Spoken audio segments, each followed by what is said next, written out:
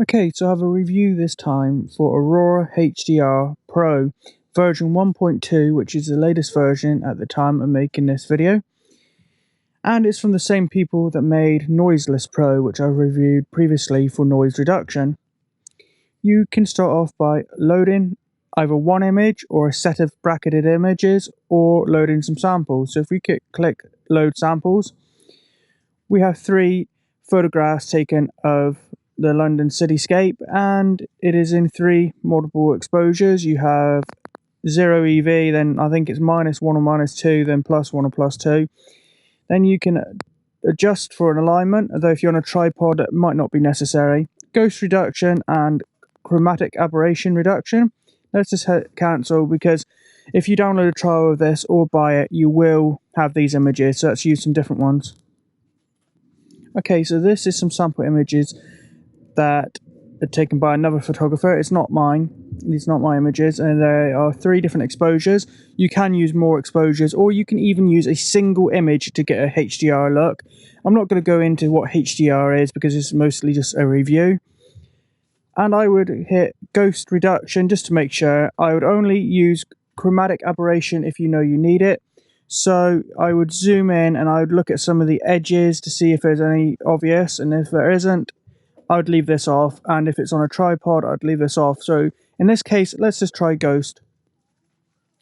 Now for the ghost reduction, you can select your primary image to use as a reference image, and I would normally use the middle image, the 0 EV. Then you can select an amount. Do you want it low, medium, high, or highest? Just stick with medium, unless you know you can get away with lower, or you know you need higher. So let's hit create HDR. It'll load the image. It'll do some deghosting and alignment if you've got it selected. The chromatic aberration reduction if you have that selected. Then it will merge the images together unless you've only, of course, used one. Now this is what it looks like out of the box. It's already applied a bit of a basic effect. So if we hold down this button, which is the preview button, that's the original image, and that's it with the default settings that it is applied.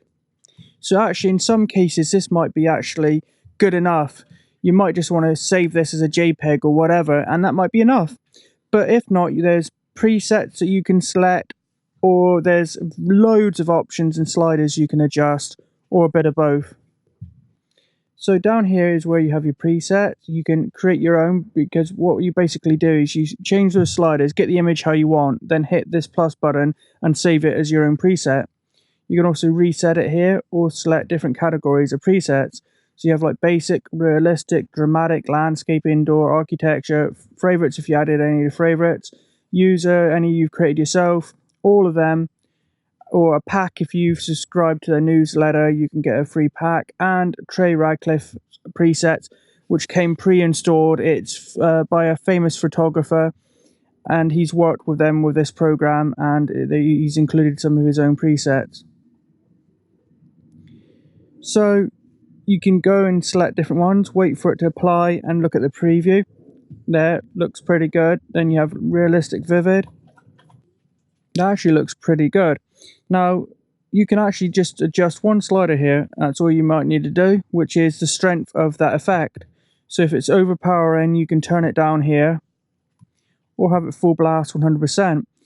If you know that this is a preset you're going to use on a regular basis, maybe even it's a preset you like so much you find it works almost all your images for as a starting point, you can hit favorite here, star whichever ones you want. Then you can go to the drop down, go to favorites, then any you've applied the star to will be in this category, so you can easily get to them without having to look for them, which is really, really handy. So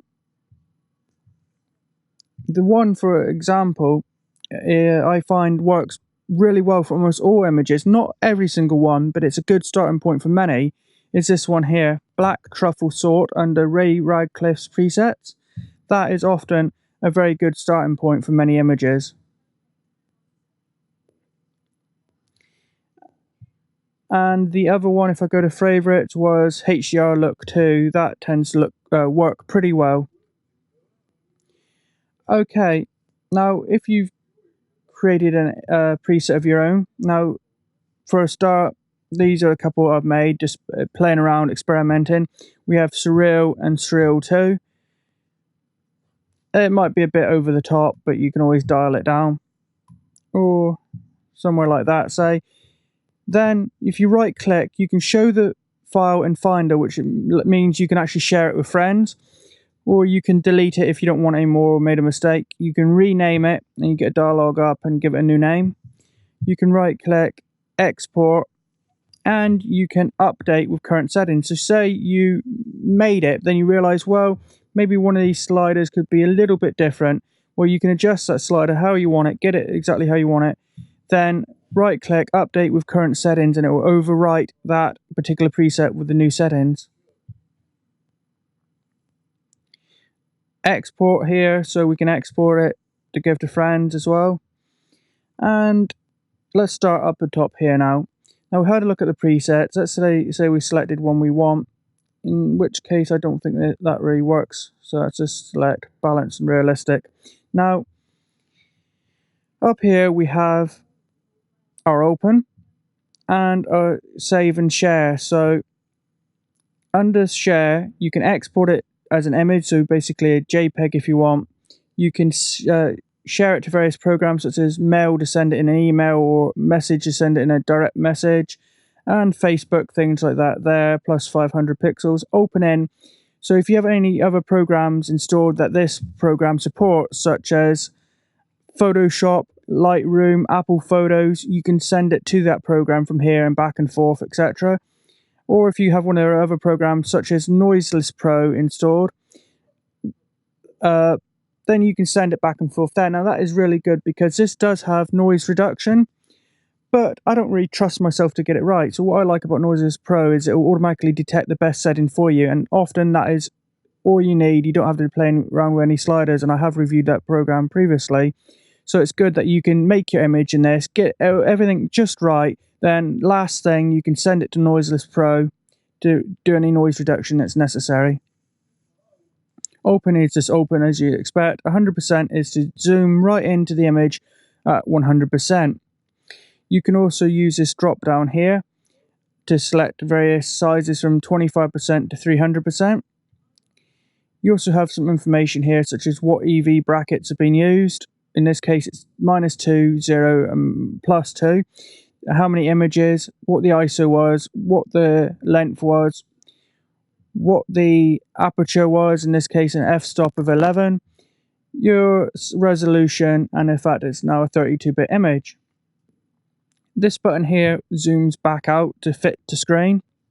Then you can zoom in at increments and out in increments. Then this button here, you don't just click it, you have to hold it down. So let me just let it finish rendering a minute. Okay, we can, oh no, it's still rendering, just one sec. Okay, now this is the image with the preset applied. Well, what did the original look like? Well, we can just hold this button down, and that's the original without any presets or changes applied. Then we can let go of the mouse button, and there it is with the preset applied. So that is very, very handy. And if you're wondering about keyboard shortcuts, that is / on the keyboard. You hold it down just like you hold the button down. Then you have this, which is also very good, which is a comparison. Now, I don't tend to compare images like that. I just don't like that way of looking at it. But if that's the way you like it, you can view it like that. Or the better option really is this one here, which is both images side by side. That is a much better way, I think, of comparing them. The one I use most often is this little eye button. I just hold it down, see what it looked like, and see what it looks like now. Very handy. Then you have lots of undos and redos you can do there. You then have this button here, which is crop or C on the keyboard. We can press that. Now, what crop options do we have from here? Well, we have the ratio. So we have 1:1, 3:2, 4:3, 16:9, and these three are the most common because most people take photographs in this ratio here, 3:2, and non-widescreen TVs tend to be 4:3. Widescreen is 16:9. So these are the two most common ones, because you mostly be taking a picture like this, but then maybe for landscapes you might sometimes use widescreen 16:9. You then have 3, which basically means there's no aspect ratio. You can just sort of adjust it how you please. And then you have here original, which is its original aspect ratio of the file. So then we have grids, and you can view it either as a rule of thirds, which is what we have here at the moment, and that is probably what you're going to want to stick to. I tend to use that. Then there's golden ratio here as well. Okay, then you have size you can type in manually here. Then you have the angle, reset, cancel, crop. Let's cancel. We then have the hand, which basically means not a lot. It's just a way of getting off of the brush, basically. And what would you use a brush for? It is really powerful. It's for masking. So say we only wanted to apply a particular preset to the sky. So we want to have a different preset for the foreground and a different preset for the sky. We can do that. We can, let's turn on the mask so we can actually see. At the moment the whole thing's red, but if we dial down the size of the brush a little here and start painting, you can see we are painting out the whole sky here. I'm not being thorough, so I am overlapping, and there might be areas I'm not actually selecting, but just as an example here, there we go. Now let's say we've spent ages perfectly masking out the sky there. For a start, I would normally do that on a new layer. That's a mistake I've just made. I've done it actually on the original layer, so that might cause problems because, well, let me just show you what I mean here.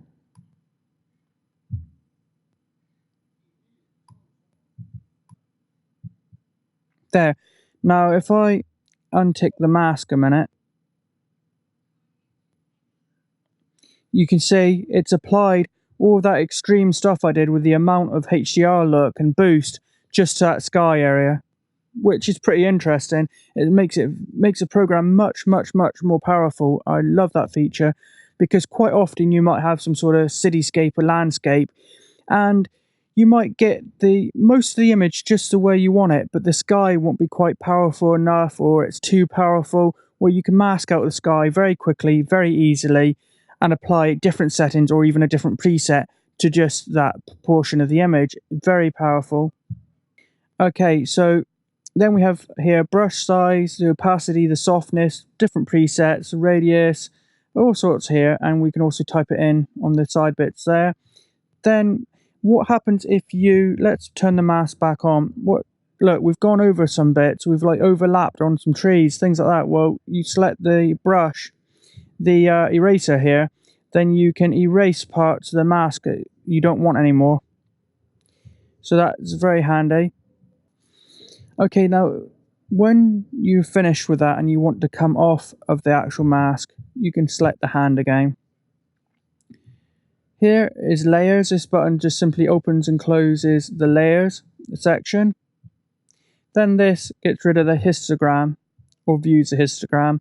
On the histogram you can also tick these here, and basically if the whites are blown out, it will show up red. As you can see, there's a little red dot there where it's blown out, and if the blacks are overdone, it will appear blue, and you can adjust it to make sure your image isn't completely destroyed and the whites aren't completely blown out, etc. I would turn that off initially, get your settings how you like it, then turn it on to make sure, and you can always adjust it from there. So okay, this is a layer. This is the original first layer. We can't turn it off because it's the only layer, but we can hit plus here and we have a new layer, and we can give it a name such as, let's just call it layer 1. Now as you can see, we have both the layers here. Now what I should have really done with that mask I applied was, I should have basically, what I would normally do is not create any changes to the original image. I would hit a new layer, select that, then apply the preset and adjustments, some of the basic adjustments, then do a new layer. Then if I want to mask out the sky, I'd have the mask just on that layer, etc. And what's quite powerful here is we can right click the layer. There's blend, so there is different blend modes like in Photoshop, but also you can select what layer it's getting its information from, such as the original image or one of the individual brackets. So say you know your sky is just the way you want it in the underexposed image, we can tick that, and then on that layer that we have the mask on, we can bring that detail out from that particular image. Now, as you can see, that's not what we're wanting to do here. So let's go to previous layer. There we go. But you see the idea. And under normal here, this is our blend modes. We have opacity for the layer there, and we have a drop down, which is basically what I just showed you, which is right clicking on it. You can also show the mask from here, like I did over here when I had the brush selected. You can invert the mask. So say we have the sky selected in the mask. If we invert it, then all the other parts of the image will be selected and not the sky. And we can clear the mask, we can do a fill mask, and we can create a luminosity mask, which is a bit beyond this review, but it is very powerful. Copy mask, copy settings, duplicate the layer. And from here, let's just close the layer as well, because the layers are getting in the way a bit here. In fact, let me just full screen. Okay, we have tone and basic tone mapping things here. We have smart tone. Now, smart tone is, well, what it says, it's smart, and it adjusts all these bits here, not just one, but the whole lot all together. Or we can do it individually and do the highlights. We can do the midtones, we can do the shadows, the whites, the blacks, the contrast, or we can adjust these and this as well. That's obviously a bit too much. Then we have clarity, and if you use other programs such as Photomatix or Photoshop or Lightroom, Affinity Photo, whatever, you're probably going to be used to what a lot of this is. So it's a bit, it's not necessary for me to give you a full tutorial on this. This is mostly meant as a review. Then we have HDR look, which is exactly what it says on the tin. This is how much of that natural sort of HDR look you want, with the harsh lines and almost grungy look or cartoony look. We can apply lots of it, and as you can see, the images become much more extreme. Or dial it down, and then we have softness and boost for it. HDR detail.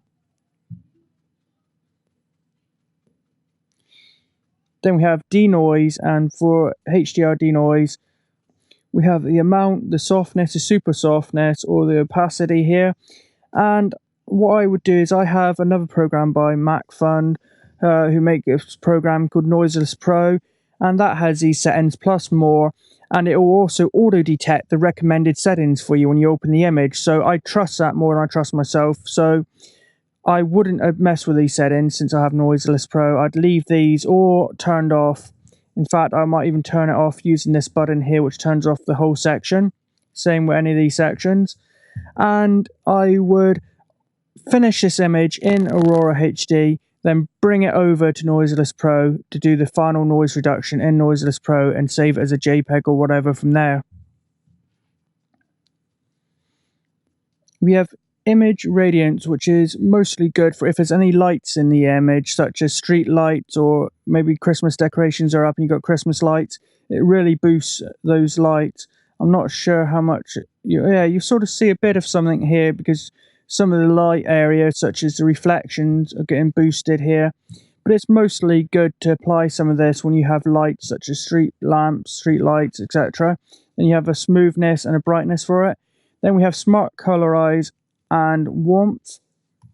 So we can adjust those as well, and we can make it cooler or we can make it warmer. Color, we have the saturation. Do we want to boost the saturation? Do we want to boost the vibrance?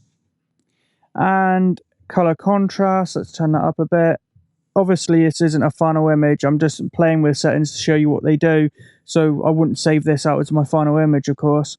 Then you have temperature, so we can make the image again cooler or warmer, and you can change the tint as well here, like make it a bit green or very green, etc. On any of these you can double click the name to reset them to 0. Then we have details, and we have small, medium, large here, and just play around. Then you're going to use a mask on it, and you can do global, which is what I was just on, or highlights and shadows separately. Then you have glow, which adds a huge amount of glow to edges, which is often quite popular in HDR images. It's not working quite well with the other settings I've got here, so it's hard to demonstrate in this particular image, but basically it will add glow like here, glow around the edges of tree leaves, etc. Then we have softness and brightness and warmth for that as well. Now we have top and bottom lighting, and this is basically like a graduated filter. It allows you to adjust the darkness and brightness of the top of the image differently than the bottom, etc. So if we move it around, you can see it looks like one of those sort of density filters, and we can shift the rotation of it as well and adjust the settings here. As you can see, the top is becoming bright and the bottom is becoming much darker, so it's quite powerful. It's even got a shift and rotation options for it here. Then we have even got a tonal curve like you'd expect from something like Lightroom or Photoshop. We have an RGB tonal curve when you do your S curves, and you got red, green and blue separate as well. Then we have color filter, so we can adjust the saturation or the luminance of each individual color, so red, yellow, green, cyan, blue and violet. So if we wanted, say, the cyan brighter, we can boost just the cyan colors. As you can see, the cyan of the water kind of changed a bit there, or we can add a bit more blue to the sky. Any violets we could boost or actually lower the saturation of. Then we have color toning, which is a bit out of this review, but I'll just quickly hit a few to show you. It can really give you some weird effects and can really alter the effect and the feel of the entire photo if you get your settings right here. Then we have a vignette, so we can apply a vignette. Going to the right makes a very white vignette. Going a little bit less to the right makes a very subtle one. Going to the left will make a black vignette, and going all the way left will then create a very dark black vignette. Then we have settings for the size of it here. We can affect how round it is. We want it quite a square looking vignette or a very, very round vignette. How much feathering do we want to add to it? Do we want it to affect the inner light? And finally, we can actually change where the center point of the vignette is. So by default, it'll be in the very center of the image. But if we want to create a bit of a different effect, we could say have it here. And as you can see, the center of the vignette is now focused here, and we can reset the center using this button.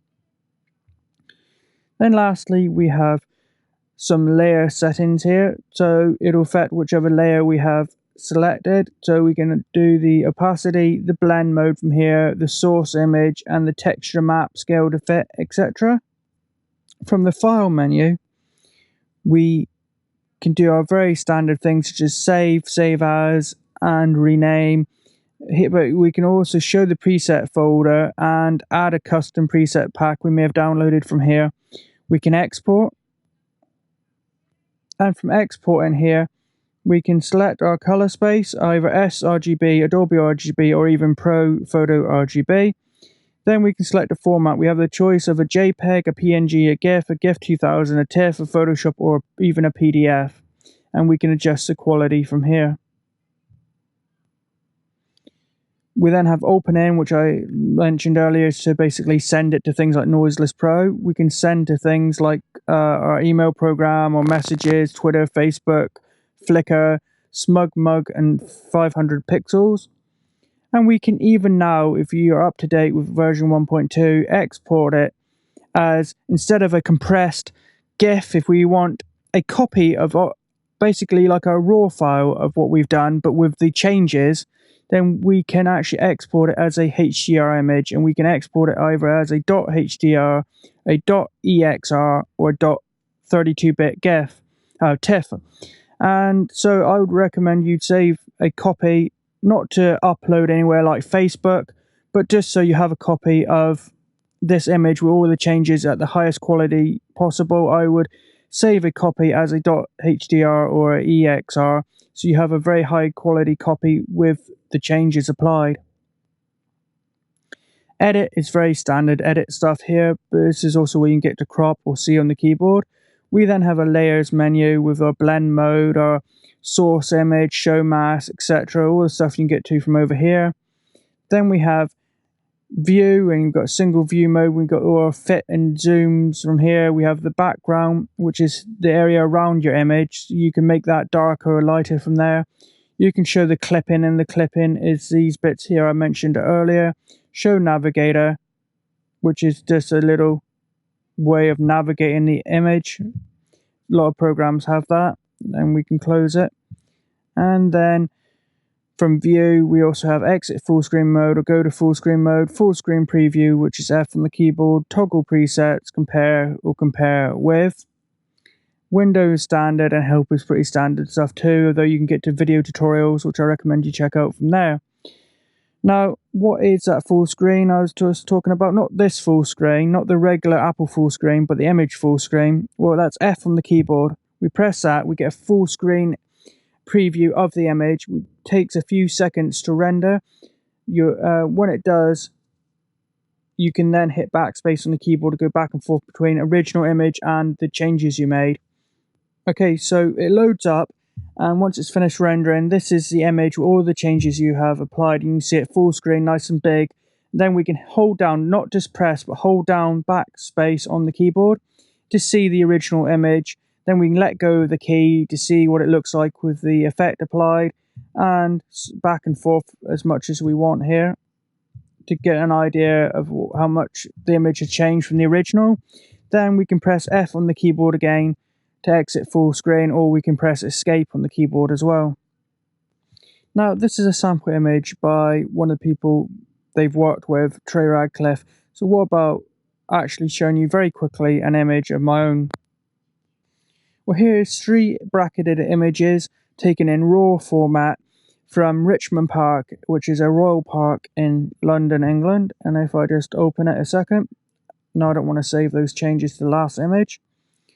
And here we go. Now, I'm going to do alignment and ghost reduction because I wasn't actually on a tripod, I was just walking around with the camera. I don't think it needs chromatic, so let's hit create. Ghost image reference, I would use the middle exposure, and I'm not sure why it's picking them up as being minus 0.3 and 0, but anyway, there are 3 different exposures. Here's the middle exposure. The amount, I think I'll just leave it medium and hit create. Okay, here is the one from Richmond Park. It's a bit underexposed, so I'd have to change that.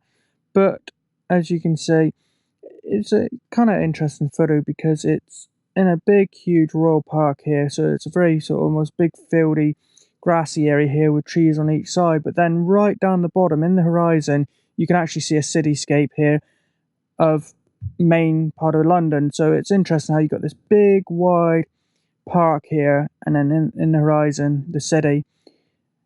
Now I'd start off by creating a new image. I'm not actually going to edit the whole thing, I've shown you how to use it now. Let's just do that though, and then we can start trying to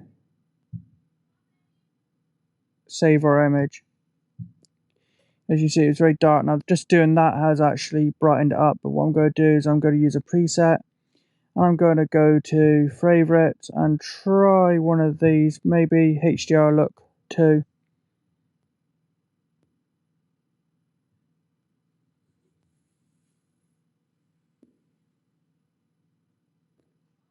That's an interesting starting point, but we need to brighten it up a lot still.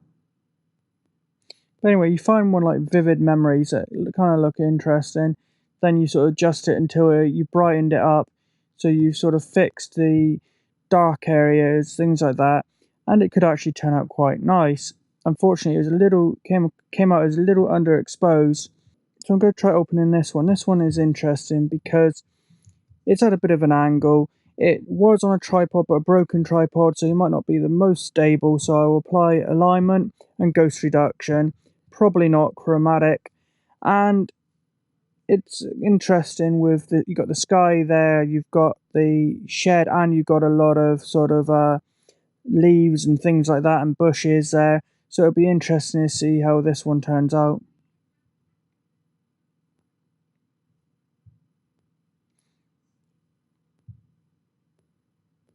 Okay, now as you can see, straight out of the box, it's done a decent job, because in the preview, the sky looked all blown out and it's a bit washed out, but you can see the clouds and the blue. It's pretty good. Now we can try a preset such as balanced and realistic, which is under realistic setting. That's not too bad. And then you have dark. That actually works pretty well, that dark one. It's stopped the shrubbery from looking too bright and green and unrealistic, but it's done a good job with the sky. But of course, if you like the way this was down here but not the sky, you could always use a mask out the sky and apply different settings to that. So we've gone from that, which is pretty decent really, considering, especially if you remember that the sky was all blown out in the original. And we've gone from that and looking a little door to this, which has much more realistic and more detailed looking shed and shrubbery. It's just, I would personally, because this looks quite good, but this looks a little door and doesn't really pop, I would perhaps paint out that sky and make that a little bit more vivid, make that punch out a bit more than it does. But it's a pretty good job, just pretty much straight out of the box. I haven't messed with any of these settings. I haven't messed with any of the toning or the raw tone mapping here, any of this stuff. And by the way, because those other sample images were not raw, we went straight into tone. But when you open a raw image, you have raw tone mapping, which lets you apply spectrum, spotlighting, and final touches. And it's a bit out of the scope of this review, but I would look at the help files and make sure you know about that if you're using raw, which I tend to use to get the settings right here. Okay, so I will put a link in the description, but the website is aurorahd.com or macphun.com. It has best in class, according to themselves anyway, best in class tone mapping algorithm, and I really don't doubt that, because it is my favorite now. It's my favorite HDR program. It's very powerful and has a great interface, and there's pretty much nothing you can't do with it.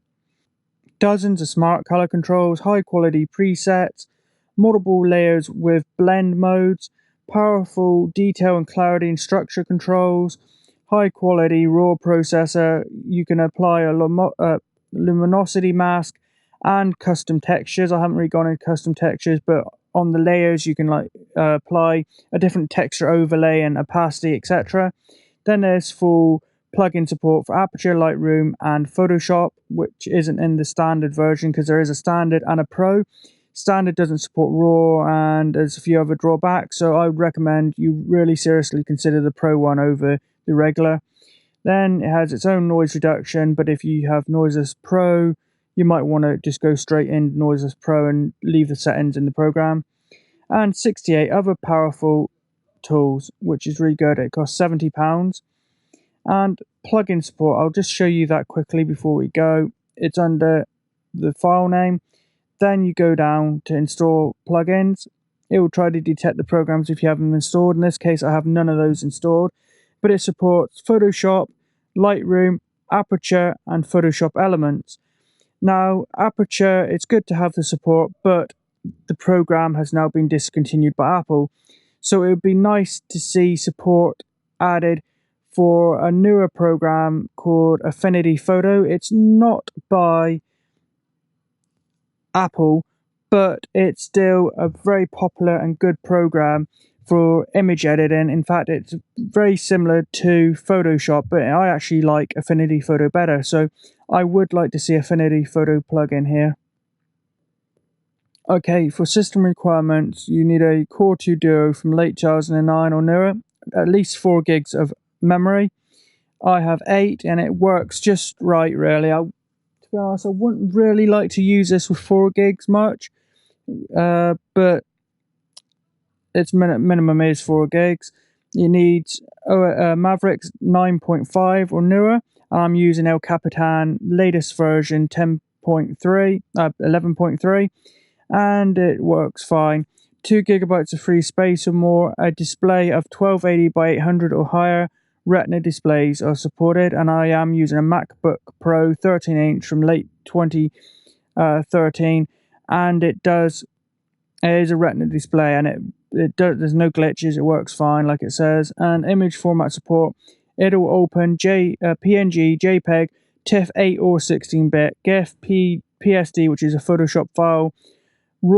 Popular RAW formats, although depending upon your make and your model, it may or may not work with your particular RAW files. But I have a Sony A57, which isn't the latest model, and it was mid-range even when it came out, and its ARW file works flawlessly, absolutely fine. Color profile settings supported. Supported devices: a Magic Mouse or other multi-button mouse, Magic Trackpad, Force Touch Trackpad or other touchpad device, or Wacom tablet. And I'm using the trackpad on the MacBook Pro, and it works fine. It says it supports Force Touch, which mine doesn't have, but if yours is a newer one with Force Touch, it is meant to support it. Okay, so that's just a sample image. It comes with the program, even the trial. And there's a before. That's it, just loaded the 3 images into Aurora. And then there's it with the preset black truffle sort applied. No settings adjusted, just that preset applied. And it looks pretty good, especially the street lights with the blues and the oranges here. Looks very nice. And a trial is available of Aurora HDR Pro. You can get it from their website free. I recommend you do. I recommend before you buy it, you do download it. Make sure it works on your specs, and make sure it isn't too slow if you have an older system. And to just give it a try for yourself to make sure it is the type of thing you like. But I personally recommend it. It's my favorite HDR program. It's really, really good. It's very, very powerful, very fast, and full of features. And it's just really, really great. I can't recommend it more. It's really good, but I recommend you download the trial from their website. A link will be in the description along with this video. And please like and comment on this video, and if you could do me a huge favor and subscribe to my YouTube channel, as it only takes a few seconds and will help me out a lot. Thanks.